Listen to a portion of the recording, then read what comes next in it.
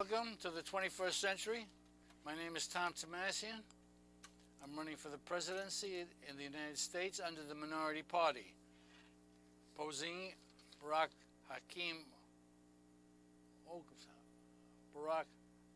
Hussein Obama and John McCain.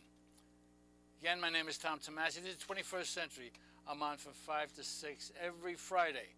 People are delighted to see this show or they're infuriated, but they are never bored. So keep watching and you'll see some enjoying things going on.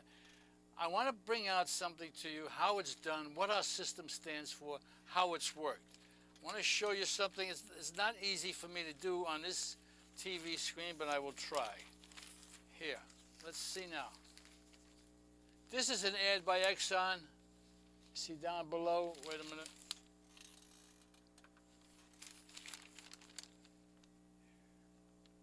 You'll see the Exxon in the red there. And it's an ad for Exxon, how wonderful they are, what they're doing. Now, I'm going to move it over. This is a woman smiling, one of the Exxon people, and she's with a man right here. Let's see. Oh, here he is. There he is. Okay? Watch very closely, because the next day, this is what they did. Same ad, different people. One white, one black. You see how it's done? That's what's done in America in a flash. If you have something against any race, you show it the next day in a glaring light, and everything is wonderful. When I'm elected president, I'm going to tell you one thing. I'm going to fix the escalators and the elevators in all the stations, and we're going to have them. Escalators and elevators in every subway station in this city. Here we have Ashanti. Ashanti, there she is, singing. Wait a minute, here, right here. No, right here. See them taking pictures of the dancers? This is what we have now, and this is what we're going to have when I'm elected. Violin and this here. Ballet. See the difference? They're trying to solve the oil problem. Again, this is the system, and I want to show you how it's worked. We're trying to solve the oil problem, the oil puzzle, and there's a senator head of a committee. You know all these committees where they stand around, they sit on these tables, and they point at the oil executives. You did this. This has been going on for 30 years. The oil executives say, not my fault, it's their fault, you know. So here we have, his name is Bart Stupak. Bart Stupak is a congressman from a Democrat, of course, from Michigan, representative. And he complained about the oil and products market being manipulated. He said the biggest trading houses in the future markets, etc., etc. And is there a solution, Mr. Stupak? Not at this time, he says. Not at this time. We're investigating the oil companies. We're still investigating. After, was it 30? No, it's going on 40 years. Congress has been investigating and has done nothing. Don't you forget that. Congress has done nothing about the oil, the prices going up, and I'm going to keep showing you why. One of the reasons is you buy the presidency, you buy congressmen, you buy to get into the Senate. That's how it's done in America today.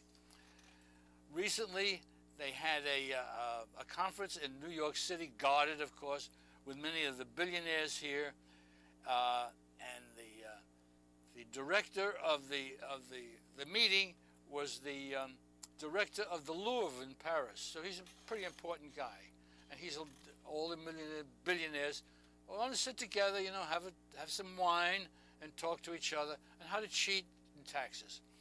And they finally found someone, Bradley Brickenfeld.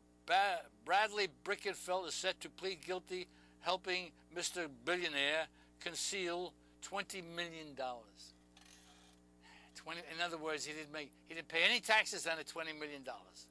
Again, that's how it's done in the United States of America.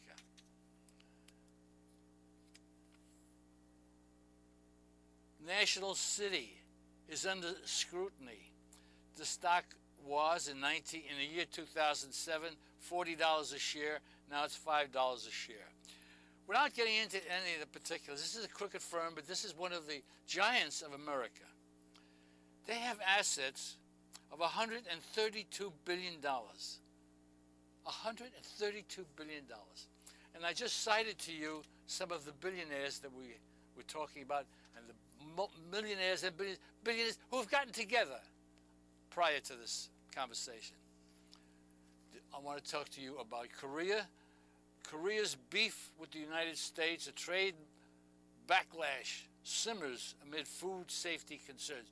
In other words, South Korea is saying, look in the United States, you dummies. You protect us, you give us money, you give us progress, and we send Koreans to your country, and you employ them. You understand America? An American president, American Congress. This is the Democrats and the Republicans. Yes, yes, Mr. Korean, whatever you want. Yes, we try to save you. We lost, during the Korean War, this is the war I was in, 1,000 soldiers a month were killed. It lasted 3 years. That's 36,000 men killed in this dirty, filthy country that we have thousands of troops in Korea. Right. And if an American soldier touches someone, he's a fine, and they go to take him to court and everything else. See, the Civil Liberties Union is all over the place. You don't have to be an American. You can be a Korean and condemn American soldiers for protecting it. We have been protecting North Korea for almost 60 years. Please get that into your brain. 60 years. So when you talk about how long are we going to be in Iraq, anytime you want to do that, you can call me up and we can get into a discussion. Remember, this is a call-in show. That's right. Can you hear me? Yes, you can. Yeah, please, one of my old-time callers, please call me and let me know that I'm on the air and that you can hear me. Because we're getting closer to the election. I'm going to be campaigning in the streets pretty soon. And it gets nervous with the Democrats and the Republicans. They don't want anyone, no competition. This is supposed to be a democracy. So the Koreans, South Koreans are complaining. We have boosted them. We have given them. We have prompted them to success. Same as we've done in France, in Germany, all the Mideast countries, Norway. We have helped them. We have given. They have ripped us off. Yes. Remember, we went into Iraq. No one helped us. The big countries, Germany. Remember Germany? The leader of Germany was Heinrich Schroeder. Heinrich. He dark hair, and he put, he was getting gray, and he put black stuff on his. He wanted to be a young stud. He got a bribe from Saddam Hussein. And President of France, Chirac, you know Chirac, very neat guy. He's a dirty, filthy thief, anti-American. He was bribed by Saddam Hussein. And Kofi Annan, you know the man from Africa, very soft. He speaks very softly. If you notice, I know a few people who speak softly. They have a remarkable ability to stab you in the back while they're sitting right in front of you, or standing about 10 feet away. They can stab you in the back. And Kofi Annan, and he has a dirty, filthy son from Africa, they were bribed by Saddam Hussein. Yeah. This is what Saddam Hussein did. Oh, I know you don't like Bush and the Korean and the Iraq war. I know all about that. But I'm just giving you some things that I used to talk about that you might have forgotten. Here, you give money to these people. These are world diplomats and heads of countries, and they'll take it. And I'd like to mention something to you. Last week, I was trying to get someone who I really appreciate, a woman. She was the first black person to get into Congress. Her name is Shirley Grissom. She died. Shirley Grissom was in Congress in 1969. She was the first black woman